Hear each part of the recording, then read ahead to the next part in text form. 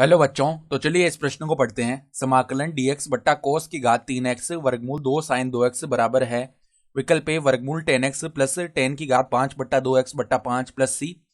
विकल्प बी वर्गमूल 10x plus 2 बट्टा 5 गुणा में 10 की घात 5 बट्टा 2x प्लस में सी। विकल्प सी 2 वर्गमूल 10x प्लस 2 बट्टा 5 गुणा 10 की घात 5 बट्टा 2x प्लस सी। और विकल्प डी इनमें से कोई नहीं। तो यहाँ पे देखो हमें इस समाकल का मान बताना है क्या होगा।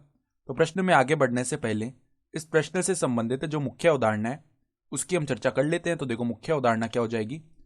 हम यहाँ पे जानते हैं देखो कि जब भी देखो ऐसा लिखा हुआ होता है हमारे पास में कि देखो इस प्रकार से कि यहाँ पे देखना 10x का जो अवकलन होता है ना वो किसके बराबर होता है, सेक स्क्वायर एक्स के बराबर होता है। ठीक है, ये हम जानते हैं। साथ ही साथ देखो साइन 2 थीटा का सूत्र भी हम लिख लेते हैं। क्या होता है, 2 साइन थीटा कोस थीटा, ये सूत्र होता है ना साइन 2 थीटा का। तो अब देखो हमारे पास में जो समाकल है उसको एक बार आई बोल लेते हैं। तो आई बराबर में देखो समाकलन में क्या है, dx। ठीक है, फिर ये जो देखो बट्टा में हमारे पास में क्या लिखा हुआ है, कोस की घात 3x है ना। तो 1 बट्टा कोस थीटा सेक थीटा होता है, तो ये ऊपर लाएंगे तो इसे सेक की घात 3x लिख सकते हैं।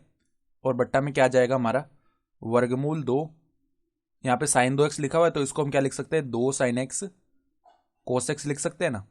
ठीक है, ये पद लिख दिया हमने। फिर देखो यहां से क्या होगा, फिर यहां पर हम क्या कर रहे हैं, देखो इस 2 को तो हम वर्गमूल से बाहर निकाल लेंगे। ठीक है, तो यहां से 1/2 तो आ गया बाहर। समाकलन में देखो क्या बच जाएगा, सेक की घात 3x dx बट्टा में देखो वर्गमूल के अंदर केवल बच जाएगा साइन एक्स कोस एक्स। ठीक है, तो अब हम देखो क्या करने वाले हैं, हम ऊपर नीचे यहाँ पर किससे गुणा कर रहे हैं, सेक एक्स से गुणा कर लेते हैं। ठीक है, तो आई बराबर में देखो क्या बनेगा, आई बराबर में समाकलन में यहाँ पर देखो 1/2 तो बाहर है क्योंकि अचर पद है। ऊपर नीचे हमने सेक एक्स से गुणा किया तो यहाँ तो सेक की घात 4x dx बनेगा। बट्टा में देखो यहाँ पर सेक एक्स से जैसे ही हम गुणा करेंगे ना तो उस सेक एक्स को हम 1 बट्टा कोस एक्स लिख के यहाँ पे वर्गमूल में कोस स्क्वायर एक्स ले जाएंगे बट्टा में। तो साइन एक्स कोस एक्स बट्टा में आ जाएगा कोस स्क्वायर एक्स। ठीक है, तो अब देखो एक कोसेक्स से एक कोसेक्स भाग हो गया। अब साइन एक्स बट्टा कोसेक्स बन गया 10x। तो ये क्या आ जाएगा 1/2 वर्गमूल में सेक की घात 4x को ऐसे लिख सकते हैं, सेक स्क्वायर एक्स dx गुणा में सेक स्क्वायर एक्स बट्टा में देखो वर्गमूल में क्या है, वर्गमूल में है 10x। तो अब ध्यान से देखो 1/2 है, यहां पर हम क्या कर रहे हैं, देखो एक सेक स्क्वायर एक्स dx को तो हमने ऐसे ही रखा। फिर यहाँ पे जो दूसरा सेक स्क्वायर एक्स है ना इसको हम क्या लिख रहे हैं, देखो सेक स्क्वायर एक्स होता है 1 + tan स्क्वायर एक्स, तो 1 प्लस में इसको tan स्क्वायर एक्स लिख सकते हैं। और बट्टा में क्या है हमारा वर्गमूल में 10x। तो ऐसा लिखने से क्या फायदा होगा, हम यहाँ पर एक प्रतिस्थापन कर रहे हैं, माना एक बार के लिए 10x को हम टी स्क्वायर बोल लेते हैं। तो 10x को अगर टी स्क्वायर बोला, आप दोनों तरफ अवकलन करेंगे तो सेक स्क्वायर एक्स, और यहाँ पे अवकलन करेंगे देखो x के सापेक्ष तो 2t, फिर dt बट्टा में dx आएगा ना। तो यहाँ से हम क्या बोल सकते हैं कि सेक स्क्वायर एक्स dx का मान हम क्या रख सकते हैं, सेक स्क्वायर एक्स dx बराबर में 2t dt रख सकते हैं। तो ये मान उठा के रखते हैं यहाँ पे। तो देखो 1/2 यहाँ पे समाकलन में क्या आ जाएगा 2t dt, फिर 1 प्लस में देखो यहाँ पर tan स्क्वायर एक्स है ना, और हमने 10x को टी स्क्वायर बोला है तो ये तो t की घात 4 बन गया।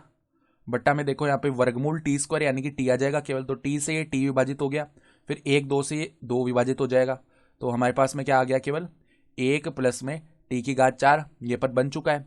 ठीक है, तो अब देखो क्या करते हैं, ये पद बन गया है तो हम क्या करते हैं, यहाँ पर देखो समाकलन में 1 प्लस टी की घात 4 और यहाँ पर क्या आ जाएगा dt आ जाएगा, ये पद है।